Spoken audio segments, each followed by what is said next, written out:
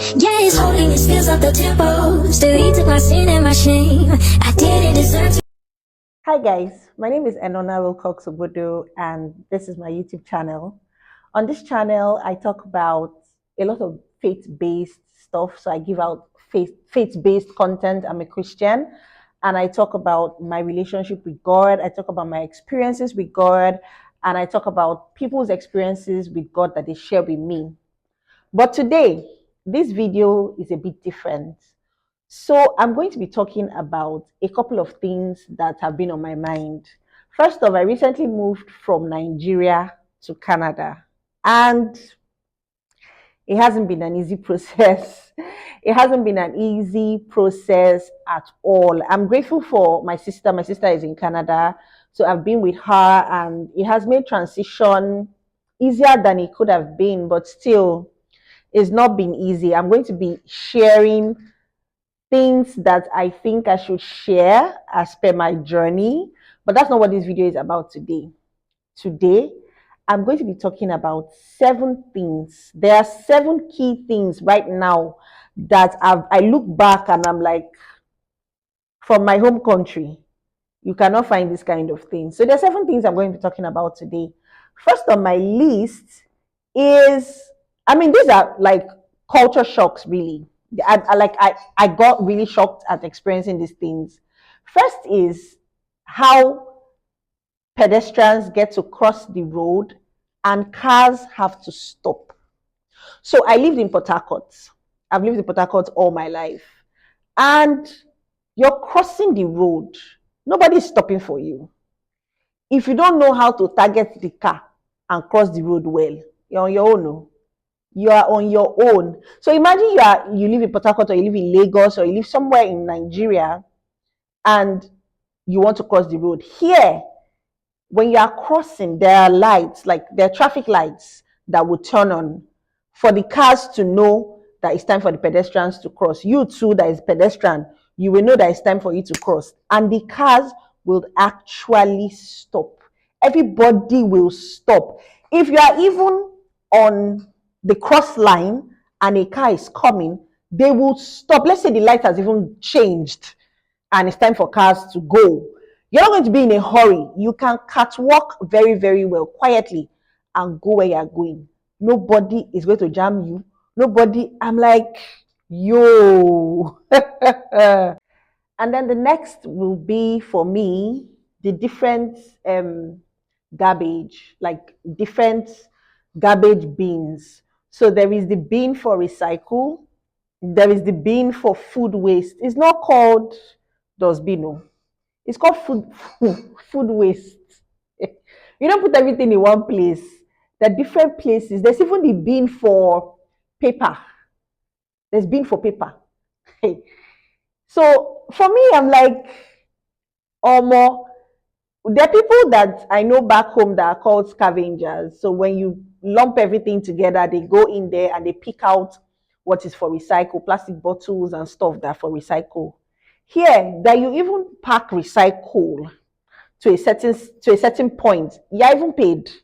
Like you even get to be paid for doing that. That you are bringing recycle. I'm still like, these things are still shocking me. I won't lie, they're still shocking me. Then the third on my list of shocks, on my surprise list, is that you pay your rent monthly. In Nigeria, you pay your rent per year. So at the beginning of the year or at whatever point you started your lease, you pay your rent and it runs through 12 months. Here, you pay your rent every month. So if for any reason something happens and you don't have money for the next month, you're stranded. It's not like you are paying, like if maybe you lose your job, and I really think it's burdensome. I don't think there should be a way to pay for a period. I feel like it's too burdensome, right? Because anything can happen. Anything can happen, except you are big on savings. If you have a very big savings culture, then you probably can cushion some bit of this, of these things. But if you're not, and then you're not even earning so much for you to be able to save so much, you're stranded. So for that part, it doesn't really sit well with me, but that's what it is here, man. You pay your rent monthly, month on month, you're paying rent. And then the next one for me is the different time zones. There are different provinces and there are different time zones. And it's rather weird. It's very weird to me. So I live in Toronto and I have people in other cities. I have people in, for instance, Calgary. The time difference between Toronto, that is in Ontario, and Calgary, that is in Alberta, is 2 hours. So when it is 2 p.m. for me, it's 12 noon in Calgary. I'm like, wow, it's shocking. It's really, really that's as Port Harcourt day so now. Port Harcourt go they talk 12 noon. Then Asaba will be 2 p.m. Are you serious? It's still shocking to me. Then the distances between these places. I was going to travel to Calgary from Toronto and flight. I'm not talking about road, though. It's not road I'm talking about. Flight. Air flight. Like you're traveling by air. Let me emphasize. 4 hours plus. Flight trip, 4 hours plus. Where are we going to? If I now want to do road, that means I'm going to spend maybe 24 hours on the road now. Then the next is the security. They legit do not have to lock their doors. So I live with my sister and our movements are not always aligning every time. There are times when I'm going out and she's home, she's not yet going out or something like why can't they just click? I have to go with the key because I have to buzz myself in. I have to use the key to buzz in. And my sister goes out at a later time. Do you know that she can legit leave the door open and nothing will go wrong? Nothing. It's not like you will come back and one thing I've lost. I just wish that some of these things, when we come over, we go back to our home countries and we try, everybody in your different capacity, you try to implement these things. It's beautiful to learn. It's beautiful to watch. I'm amazed. The security. I can really be out at 11 p.m. In fact, I was traveling. I traveled to where my school is because my school is not exactly in Toronto. So I traveled to where my school is. And I was coming back. I was scared. I was going to be landing at about 11 p.m. I was really really scared, being that I'm not familiar with the environment. I didn't know, I just didn't feel safe. And my sister said, "See, even at 2 a.m., you can be walking on the road. Nothing is happening. Nothing is happening to you.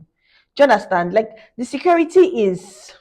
It blows my mind for lack of a better word. It blows my mind, like I'm blown away. There's no thievery, as I'm used to. I'm amazed. The sixth one for me is how you don't just work into the hospital or even the banks.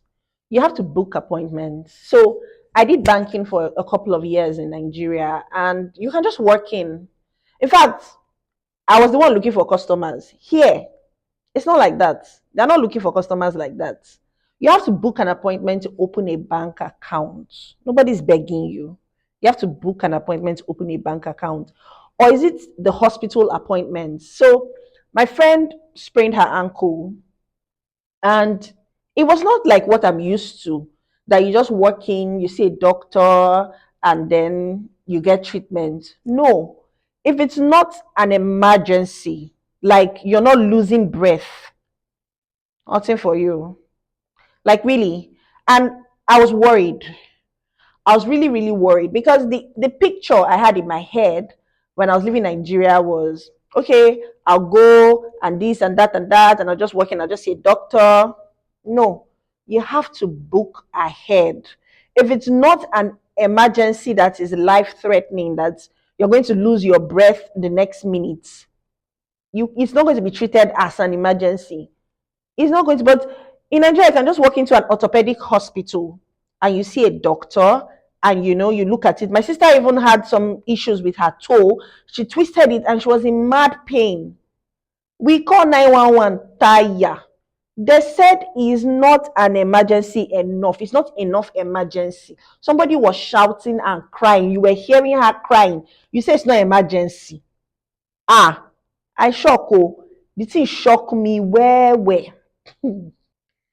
And then the seventh last one, the last on my list today, is how people come to other people's parties with something.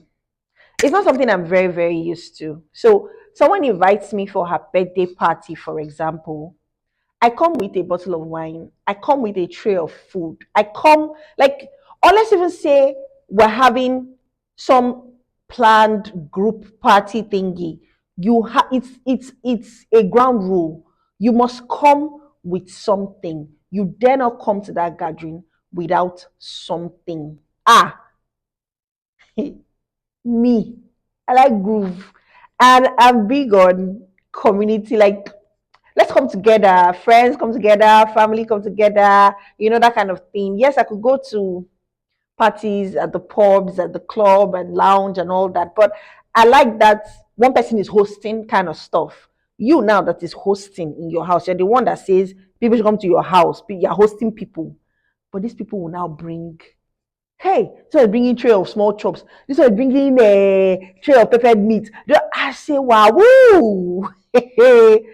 I mean, no, that part there, that part was sweet. So my clique in Nigeria, we used to do that, but we seemed like we were off. We seemed like we were doing something that was out of the ordinary. I got here and I saw that it is the norm, it is the culture, it is the way of life. So I loved it. I really, really, really, really loved it. As you are here enjoying all these things I'm telling you, have you subscribed to this channel? Have you clicked on the subscription button? Click on that subscribe button and subscribe.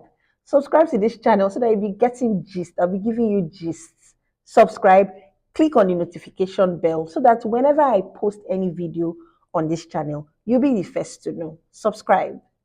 I'll stand firm with confidence till he comes up.